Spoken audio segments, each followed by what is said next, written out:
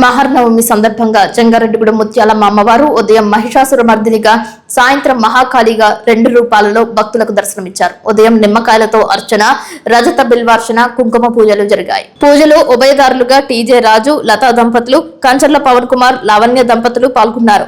శ్రీ శ్రీ శ్రీ ముత్యాలమ్మ దేవాలయం ప్రధాన అర్చకులు ఆదిత్య మిశ్రా ఆధ్వర్యంలో విశేష కైంకర్యాలు నిర్వహించారు. పట్టణానికి చెందిన వాణిజ్య వ్యాపారవేత్త పాలపర్తి నోకరాజు, శ్యామల దంపతులు ప్రసాద వితరణ చేశారు. ఇమ్మడి రమేష్, లక్ష్మీ దంపతులు, వెంకటేశ్వరరావు, రత్నకుమారి దంపతులు చీర అలంకరణకు సహకరించారు. ఆలయ నిర్మాణకర్త బౌరిశెట్టి మురళీకృష్ణ, పద్మకుమారి దంపతులతో కూడిన ఆలయ కమిటీ నిర్వహణలో తాళ్లాయిపాలెం శైవక్షేత్ర పీఠాధిపతులు, పరమ పూజ్య శ్రీ శ్రీ శ్రీ శివస్వామి వారి శిష్యులు శ్రీ బ్రహ్మచారి శ్రీ విద్యా శంకరానంద స్వామి విశేష కైంకర్యాలు జరిపారు. ఉత్సవ కమిటీ చైర్మన్ బగ్వాల పుల్లారావుతో కూడిన ఉత్సవ కమిటీ సమన్వయంతో వేరంపాలెం శ్రీ బాలత్రిపుర సుందరి పీఠం వ్యవస్థాపకులు గరిమెల్ల వెంకటరమణ శాస్త్రి ధార్మిక మార్గ నిర్దేశకత్వంలో పీఠం ఆధ్యాత్మిక సేవా ప్రతినిధి ఇమ్మన్ని శశికుమార్ ప్రత్యక్ష పర్యవేక్షణలో ప్రారంభమైన దసరా శరన్నవరాత్రి ఉత్సవాలలో 10వ రోజుకు చేరుకున్నాయి. ఈ సందర్భంగా బౌరిశెట్టి మురళీకృష్ణ మాట్లాడుతూ, గురువారం విజయదశమి పర్వదినం సందర్భంగా రాజరాజేశ్వరి దేవిగా ముత్యాలమ్మ అమ్మవారు దర్శనమిస్తారని, ఇక్షుఖండ అర్చన, స్వర్ణ పుష్పార్చన,